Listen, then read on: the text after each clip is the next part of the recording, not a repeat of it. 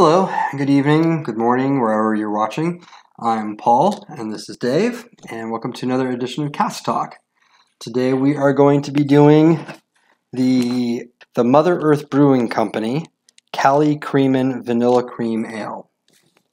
And this stuff, I recently went to northern Utah, and I also hit Idaho and Wyoming, and this stuff was out there, so I gave it a try. I liked it. Came back. Dave said he tried it here locally in Phoenix. So yep. And I really enjoyed it. It's kind of a cream soda flavor to the beer. Yeah, cream ales are really light. The one that I had the other day, and I'm pretty sure it was this one, had a nice kind of somewhat hoppy flavor to it. Not a lot of bitterness. Very light, very creamy, great vanilla notes. Really almost tastes like a vanilla cream ale. Yeah, it's a really good beer. I enjoyed it a lot, so I was happy to bring it back so we could do it on the show for you guys, because I'm sure you're tired of us doing a bunch of local Arizona, SoCal, whatever breweries. So well, technically, I think that they were founded in Southern California. Yeah, they were in northern San Diego they're County. Brew out of Idaho. Yeah. Currently? Yes, Nampa, Idaho. So this is a 5% APV. This is a 18 IBU. And they apparently add Madagascar vanilla beans to this. This would be a really great summer beer is what I'm expecting out of it, kind of without trying it. Cream ales are very light. They're usually very flavorful. Crisp. Something that if you're hot, it'd be very quenching. Yeah.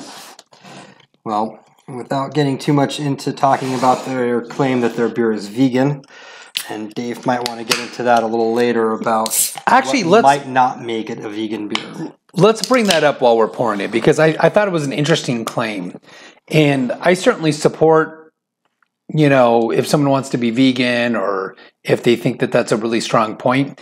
I just found it an interesting marketing claim. And I think that we have a lot of this where people are really kind of pushing this marketing piece of it, because for the most part, beer should be vegan.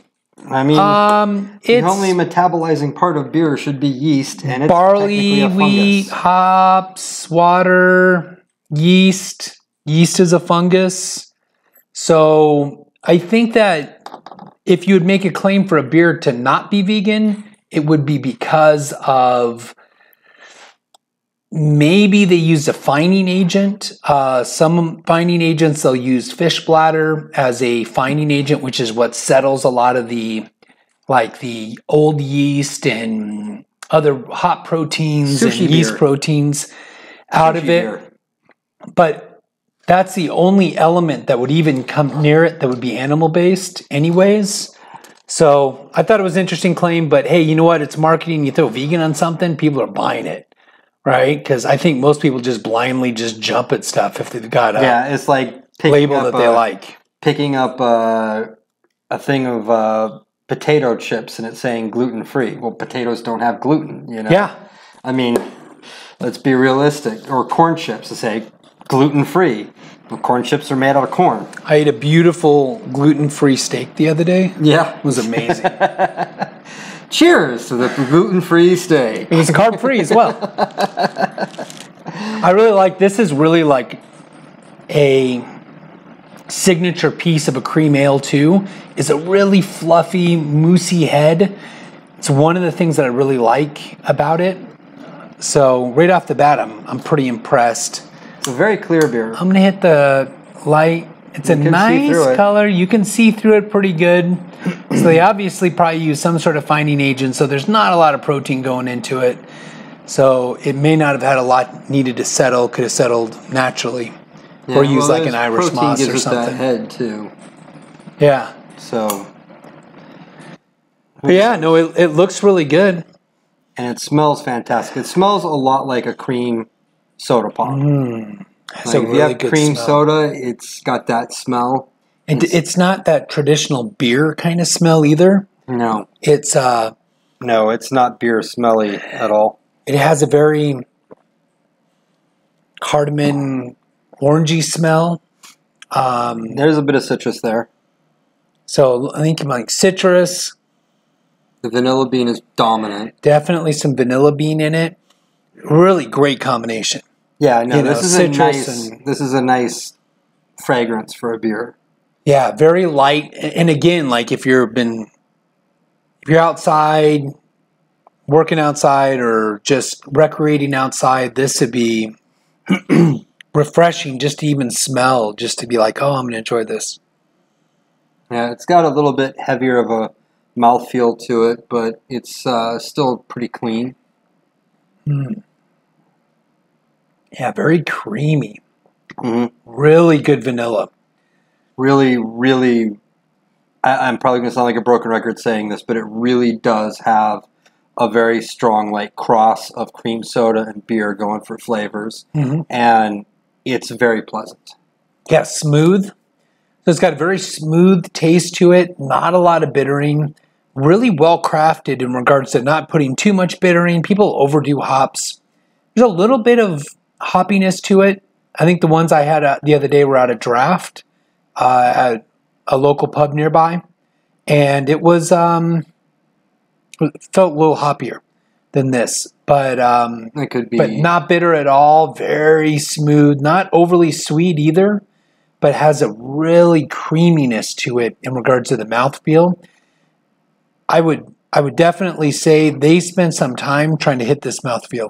Because if you're not looking to try to create this, you're probably not going to end up with a cream ale, because it really accentuates the fact that it's a cream ale. It should have a little bit of that to it. yeah, it's creamy.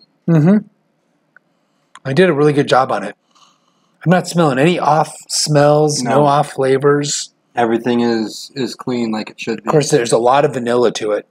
You know, it could be hiding it, maybe. I don't know. I'm not a brewer, so I think it's a fantastic beer. Like I said, I was up in northern Utah, tried it, said this is great. I killed a 6-pack. I made a point out of bringing a 6-pack back home to Phoenix so that we could do it on the channel for you guys. And yeah.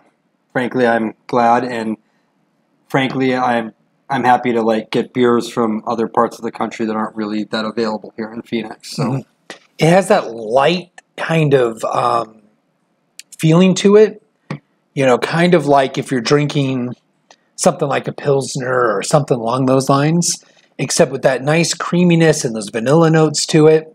It just makes it like a craft experience, but with a light beer. And I see a lot of people will do this where you go into a brewery and they'll have a light beer on draft. And they're like, well, you know, we do that for those people who are stuck on those, you know, Bud Light, Budweiser kind of things. But this I could actually see going, hey, there's a 6-pack of that. I think I picked that up. You know, especially during the summer, during the heat. No, if I'm doing a barbecue. This is 100% a summer beer, I think. Yeah. This is not something I would get much satisfaction out of drinking outside while I'm talking with my friends and looking at my breath as I exhaled. Yeah, the vanilla is really, really good. It's just tastefully done. I appreciate the fact that it's just very tastefully done. And the beer does have nice legs on the glass. I don't know if we can show that. Yeah, it's has some decent lacing kind of clinging around to it. Not overly, like when you really overly sweet, finish a beer sweet, you'll have like really, like it'll etch into the glass type lacing, but it certainly has decent lacing going on with it. Well, it's a good product. Mother Earth Brewing Company, Cali, Creamin. So you can get another look at it there. So what do you think of the presentation here, Dave? How are you going to rate that one? So I'm going to probably rate it kind of towards the high side. I think that it's moderately clear. I would not expect this to be crystal clear. They actually make a crystal ale that's a little bit more like that. But so like I'm okay with a little bit of cloudiness to it. And it's not overly cloudy. I really like the way the head really kind of fluffed up. It added a lot to it. I think the smell is really good. it sells you what you're getting.